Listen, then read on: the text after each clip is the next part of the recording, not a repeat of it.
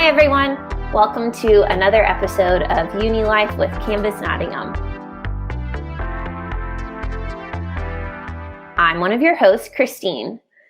Throughout this summer semester, we're doing a series of podcast episodes called Before You Go. Each episode, you get to hear a member of the Canvas team share about a topic that we thought would provide some food for thought for you as this year comes to a close. We also hope that the topics that we're covering will provide some encouragement to help carry you forward and help you finish strong in this year of uni. So this week, I'm excited to be chatting with David. He is one of our new Canvas teammates who arrived in Nottingham with his wife, Katie, in January. Hey, David, how's it going? Good. How's it going? It's going well. I'm very thankful that we're able to still record this today, thanks to technology. Yeah, it's been a weird week. It has been a weird week. What's been going on in your week? My wife tested positive for COVID over the weekend, and so we've been isolating. She is isolating in the bedroom, and I'm isolating downstairs. I've been testing negative. She was positive, so just trying to stay safe. So yeah, that's definitely a whirlwind of a week for sure. Yeah, it's been a unique one for sure.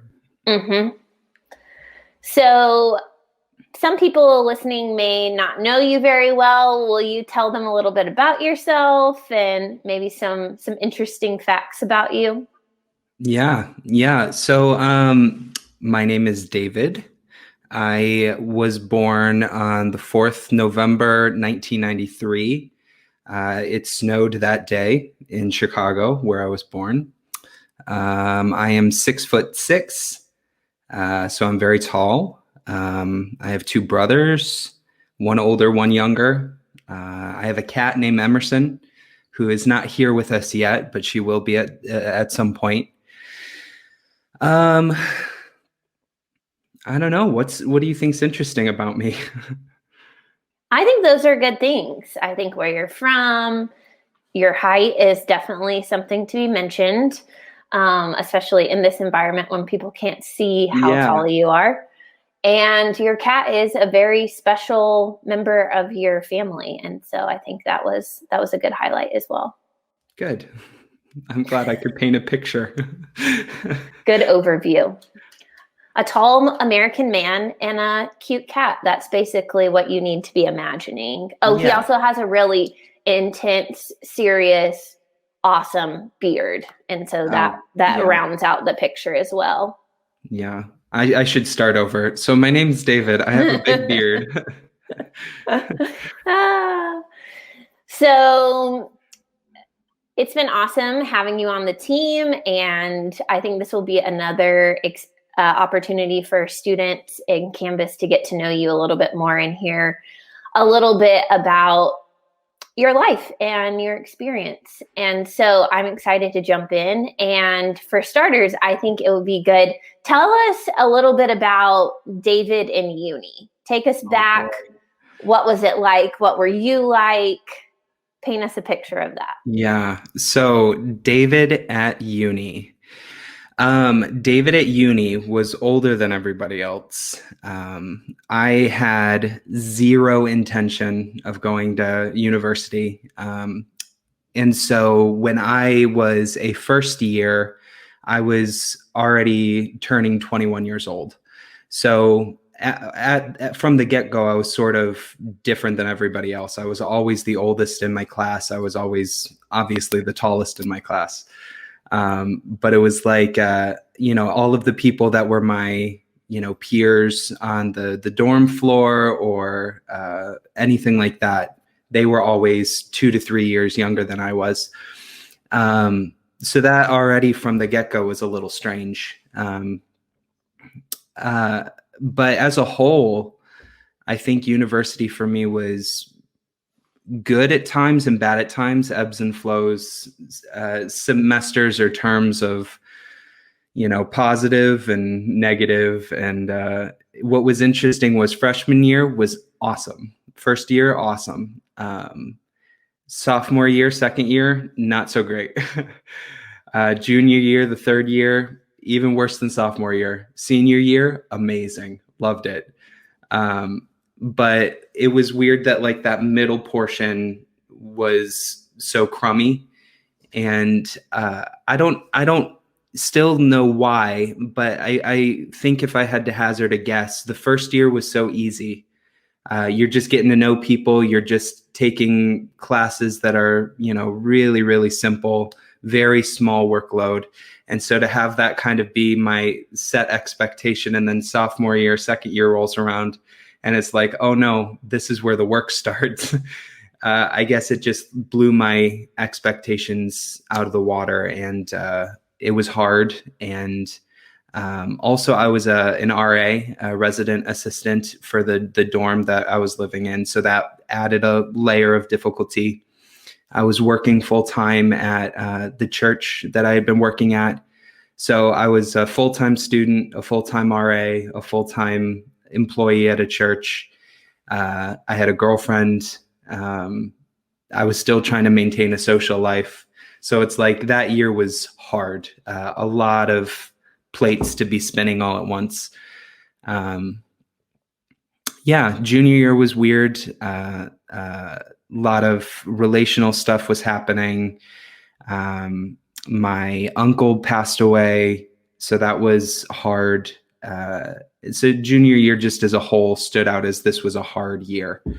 And senior year, coming out of that junior year, that really hard junior year, I think on some level it was just that junior year sucked so much. It can't get any worse than this. So anything better than junior year was, great. Yeah, uni was weird. Uni was good. Uni had good times, bad times. I can totally relate to you sharing about this uni experience that's not only full of a mixture of highs and lows, but what I heard you sharing was that it was not exactly what you were expecting it to be like either. And I think that's so true. Uni is one of those things that has a large reputation, I think. And also it's different for each person, and you kind of have to just experience it to really know what your uni experience is going to be like. Yeah, I remember my grandparents and my parents and other adults in my life would always say something to the effect of, "Oh, university, college, it's the best time of your life." And I remember talking with my younger brother during university, and we both were on a walk and just like talking, and I can't remember which of us said it, but we both basically agreed, like, if this is supposed to be the best time of our lives, life sucks because this isn't going to be great. And that was during one of those hard years, so obviously it was a bit of a skewed perspective, but like, you're right, there's this expectation that university is supposed to be amazing and fun, and you're always doing something great, and you're going to have these amazing memories. And quite frankly, I have just as many bad memories as I have as like the good ones. Yep, I totally hear that. What was a funny experience that you had in uni? Oh boy. So I have just nothing but funny or stupid or weird stories from university. My younger brother and I so we were the same year because I went to university a little later than normal. So he and I were first years at the same time. So we were roommates quite frequently throughout university. Well, we would on a weekend decide, oh, we want coffee from this really specific coffee place. Well, that specific coffee place is a 3-hour drive away. And so we would just hop in my car and drive for 3 hours, stop, get coffee, drink the coffee, get back in the car, and drive back to university. We used to do that all the time. There was also this time where it was Super Bowl Sunday for American football, and there was overnight about 3 feet of snow. that happened. And so it was about knee deep, a little higher than knee deep, and Super Bowl Sunday, you got to have pizza. And so Matthew is his name. Matthew and I decided, we're going to walk to this pizza place and eat pizza and watch the football game. Well, we get to the pizza place. Mind you, we're walking through a blizzard at this point. We get to the pizza place and we're the only customers in there, and all of the employees are sitting at a table watching the football game. And when we walk in, they all kind of look up and like sigh, like, oh man, now we got to start working. And so Matthew and I are like, oh no, you guys don't have to move. We just wanted to watch the game. And so one person takes our order, one person goes back and makes our order, and then they bring out our food and food for all of them. And we all sat and watched the football game together, which was really fun. Yep. I know you have shared a few of those long car journey stories. And so I've just deducted that like you love a good long car drive. Oh, yeah. Yeah. I'm a big fan of a car ride. Matthew and I would hop in the car and drive all over the place. We drove about 14 hours for some chicken one time. That was the story I thought you were going to tell when you were like, and then we drove 3 hours. I was like, that is weak in comparison to what you have in your arsenal. They were fun. It was, there's not much to do near that university. So the options were go play in a cornfield or drive somewhere else. So earlier you mentioned that during uni you were working at a church. What was faith like? What role did faith play in your life at that time? And also, I guess, like, how did you come to have a faith? Yeah. So I'll start with how did I come to have a faith, because that kind of defines the later in life. So I was kind of born into a Christian family. My parents were both Christian. My grandparents were Christian. So we grew up going to Sunday school in the mornings on Sunday, and going to youth group when we were in, middle school and high school. And some point in high school, I decided, I wanted to be a pastor, like a youth minister. And so one of the guys on stage, helping teens figure out what they want to do with the rest of their lives. And so I had decided that. And at some point I decided I didn't want to go to university. So I kind of bargained with God a little bit. And I was like, okay, God, I'm not going to university. So you need to be, at the time, my brain told me, you need a degree of some kind to be a youth minister. And if I'm not going to university, I can't get that degree, which means I'm not going to be a youth minister. So, okay, God, I'm not going to university. Find something else for me to do. Well, I just started working at like a retail store. And the plan at the time was start working in some company, and a company that I liked, a company that paid well, and just like an entry-level job. And I'd work my way up until I was secure. And at some point during all of this, I would meet a nice girl and, settle down. And that would be my life.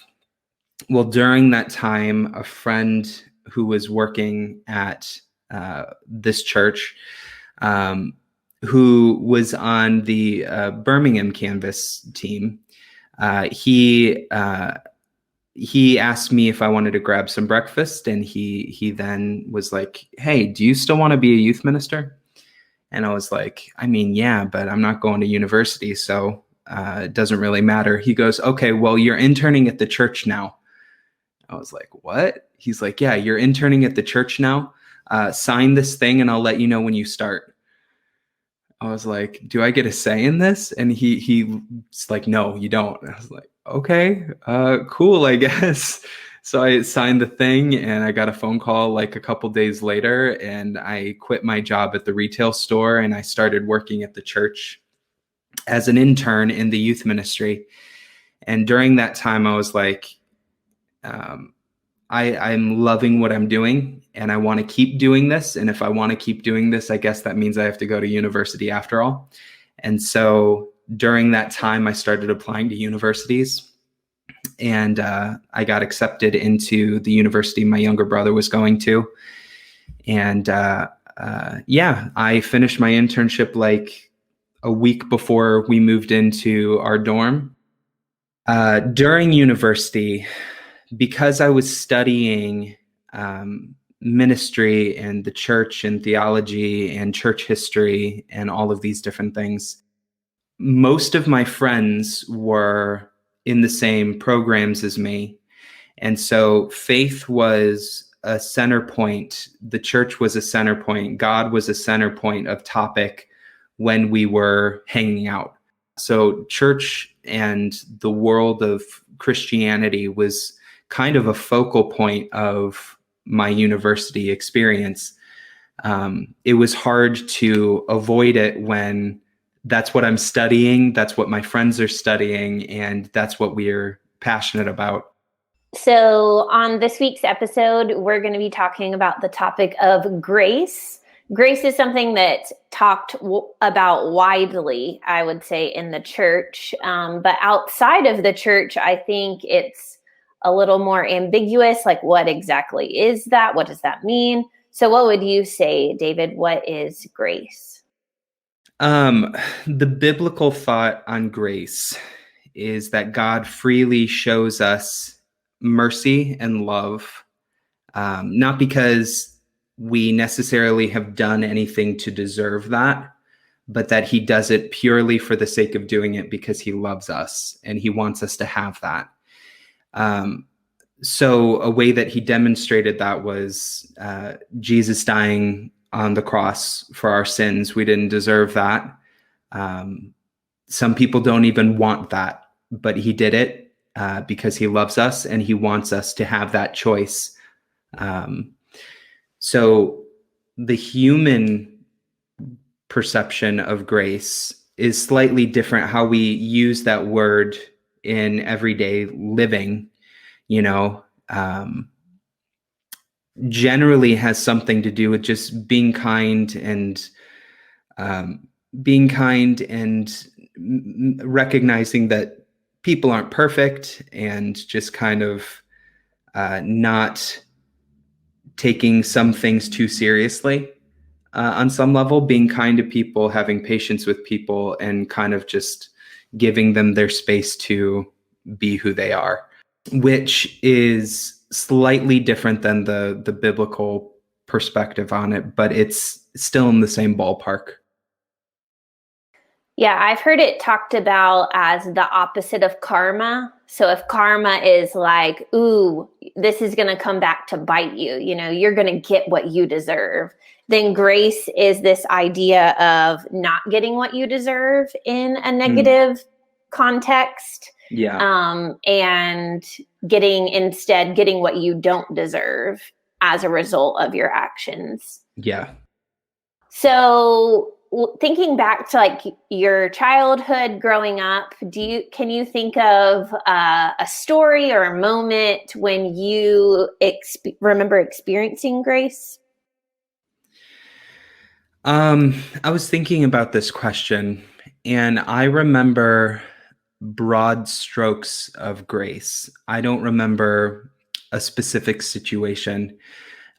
Grace in my household growing up was sometimes really good, and sometimes it was a little bit skewed. So my perspective of grace shifted depending on my age and where I was in life and all that kind of stuff. Because at times grace was almost used as a form of passive aggression in my household. And at other times it was used in a healthy, loving, generous, kind way. What did that look like? Will you give an example of what caused it to be passive aggressive, or why initially you had this skewed perspective on grace? Yeah. I think with that, a disclaimer, some grace needs to be given because nobody's perfect. Everybody's trying their best at any given moment, and sometimes people mess up. Sometimes people don't say what they should have said or avoid saying what they shouldn't have said. But so, with that in mind, there were just times growing up where uh, there was an expectation of that if grace, the definition of grace is to be freely given without expectation of anything in return. There were times where there was that expectation of, I'm doing this for you because I love you, but you also need to X, Y, or Z. And so there were just different times like that kind of stuff would happen. And so that obviously shaped my understanding of grace. If that's what I'm being taught and that's what I'm seeing practically happening. And that was kind of a hard hole to climb out of when you think that you understand a word and then you find out that your understanding of the definition of that word has been wrong most of your life. It's a hard hole to climb out of. Yeah, you just don't know what you don't know. And I Yeah. think growing up, especially with like parents or whoever's raising us, like we're so impressionable as children. So like what somebody is teaching us, it's easy to just assume like it's right. Mm-hmm. So how has your understanding of grace evolved over time, and what contributed to that happening? If I'm being honest, my understanding of grace is still shifting and changing. And I think it will always shift and change and evolve as my understanding grows, as my relationships with people change and grow. My capacity to show grace will change and flow. But I think the biggest contributor to that was my parents, in addition to what I was learning at university with the church and ministry and God and all that. Because my parents started to recognize patterns in us as their kids and patterns in themselves as husband and wife and parents. And they put a lot of effort into trying to make sure we understand the differences that we've experienced in our lives. And on top of that, being at university, where the entire time we were there, the idea of grace it's hard to avoid when you're talking about the church. It's hard to avoid when you're talking about scripture or theology or God. Grace is one of those topics that's always involved in one of the stories, usually involved in one of the stories. And so I think university really helped shape that view of grace is free. It doesn't cost you anything except maybe your pride. Setting that aside for a second and having some grace, showing some grace to somebody else. But university helped teach me that. My parents helped teach me that. My grandparents helped teach me that. That it's free, it doesn't cost you anything, and all it does is help you to love the other person a little bit better. Earlier, you mentioned an example from the Bible where Jesus dies on the cross as an example of grace. Can you speak more into what the Bible has to say about grace? Like, what true grace according to the Bible is, and maybe a story that helps illustrate what that looks like. Yeah. The Bible as a whole is a lot of things, but something that I think every story, to an extent, in some capacity, is about grace or redemption in some capacity. And I don't think you can have redemption without a little bit of grace. There's a story about a guy named Moses that I'm sure some of our listeners have heard about this person or heard these stories. But just a quick overview of Moses. He was an Israelite born into Egypt, and his mother was an Israelite slave in Egypt. And so when she gave birth to Moses, around the same time, the Pharaoh had said, we need to do a little bit of population control on the Israelites. We don't want them to get too big in numbers that they could overthrow us. So they started collecting all of the babies of the Israelites and drowning them in the river. And so Moses's mother, in an attempt to try to save his life, placed him in this basket, for lack of a better term, and placed that basket in the Nile River to let it be taken away. And she even kind of prays a prayer and this baby's in God's hands, whatever happens, this baby is up to God, sort of a thing. Well, a little further down the river, Pharaoh's daughter is bathing and she finds this basket with a baby in it. And so she decides, I'm going to keep this baby.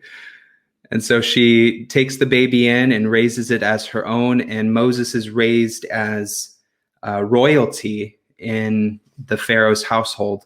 Well, at some point in his adult life, he sees an Egyptian guard abusing a Israelite slave, and Moses didn't obviously like that. Like most people wouldn't like that. And Moses tries to stop the Egyptian guard, and in doing so, kills the guard. Moses, freaking out that he just murdered a man, runs away, and he becomes a shepherd several miles away. During that time, he has an encounter with God, and God basically says, hey, you're the guy that I chose to go bring the Israelites out of slavery in Egypt. And Moses is like, I'm a murderer. I probably shouldn't be the one to do that. And God's like, no, you're the guy. Like, I want you to be the one to do that. And Moses is like, yeah, but I also don't talk very well. And God's like, who cares? Like, you're the guy. Like, I want you to be the one to do this. Long story short, Moses is the one that does that. He brings the Israelites out of slavery in Egypt, and a lot of really cool things happen. But I guess the point of that story is Moses was not a picture perfect person. He killed a man, which is more than a lot of us can say. He's killed a man. He had personal flaws, interpersonal flaws, relational flaws, and yet God was still willing to love him and show him grace and have mercy and forgive him and say, hey, in spite of all of these things that you've done, I want you to do something good. I want you to do this thing that will help people, because God saw value in who Moses was, and that those actions and those moments didn't define who he was. So we've established that, in our world, we can experience and probably have all experienced skewed views of grace. Ones that, like you talked about, were passive aggressive and things like that. But it's in its true form, grace is freely given Mm-hmm. out of an overflow, out of free will and love and kindness and all of those things. That's the kind of grace that God wants to give to each one of us. Would you say that you have experienced that personally in your relationship with God? And if so, how? What does that look like? Yeah. Well, I think I should say up front that it will look different for everybody. Everybody's experiences in any area of life may look similar, but are different.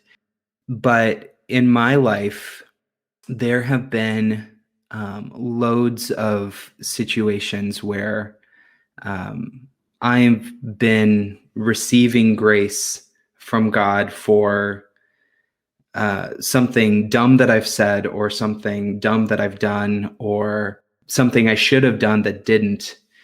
An example of that would be um, the plan that I already referenced before, when I had not intended to go to university. Um, if I hadn't have gone to university, I wouldn't be in the same type of position that I'm currently in to love other people in the way that I can. Whether that be the time that I spent working at the church while I was in university, where I could love and care for the students there. I don't think I would have had those same experiences if I didn't have the knowledge, the understanding, and the training that I had received. Well, all of that started because God showed me grace and said, okay, he's not aware of the big picture. If I place somebody in his life that can speak wisdom into his life, maybe he'll listen in that way. And luckily I did. But I think that's a perfect example of God showing me a little bit of grace in my life. I don't think I would be living in a gutter somewhere if I hadn't have chosen to go to university. But I think my life would have looked a lot different. Mm-hmm. I wouldn't have met my wife. I wouldn't be in England right now working at Canvas. Um, I don't know what I would be doing, but I know it wouldn't be the same. What are ways that you find it difficult to experience grace and or offer grace to other people? Yeah. I think for myself personally, it is really difficult to demonstrate grace or give grace to another person when they are like a repeat offender of something negative. It's really hard for me to want to offer grace when somebody continuously does something inconsiderate or rude or mean. It's just hard for me sometimes to be like, I know this is the seventh time that they've said that mean thing to me, but I am going to grit my teeth and love them regardless. Like sometimes that's hard for me. Sometimes it's hard to move past that. Previously, you mentioned how grace is this thing that's continuing to grow and shift and hopefully become more clear, true version of what you see grace to be in your life. What does that look like now? What is it? What are you currently kind of maybe wrestling with in regards to grace or growing in, or what do you feel like God's speaking to you about grace in this season? Yeah. Lately, I've been feeling um, about grace that it in my life needs to be something that I don't just offer to other people, and I don't just expect God to offer me, that I offer it for myself too. Um, I can sometimes be really hard on myself. I can sometimes beat myself up over something I said or something I did. And what I've been realizing lately is that I need to give myself the same grace that I give to other people. and to give myself space to fail and to learn, and to have patience with myself and recognize I'm not always going to be perfect. I'm not always going to say the right thing. I'm not always going to do the right thing. And to just, like I said, give myself a little bit of grace in that. Because it's okay. I don't need to have it all together. But sometimes in this world, we feel like we have to. It's a good word. None of us have it all together. We all need grace. I think that's a great note to end on as we come into land. So, as a conclusion, as we're talking on the series, before this year kind of wraps up and we enter into the summer season, what's something that you wish that you could tell your uni self? I would tell my uni self that it's going to be okay. It's hard, but it will be okay. And the world doesn't start and end at university. It's good. Thanks so much for joining us this week, David. It's been so good to chat with you and to hear a little bit more about your life. Yeah, no problem. Thanks for having me. I appreciate it. Thanks for listening. If you want more information about Canvas and what's going on this term, follow us on Facebook or Instagram at Canvas Nottingham. And we'll be back, same place next week on Wednesday. Look forward to seeing you there. Bye, everybody.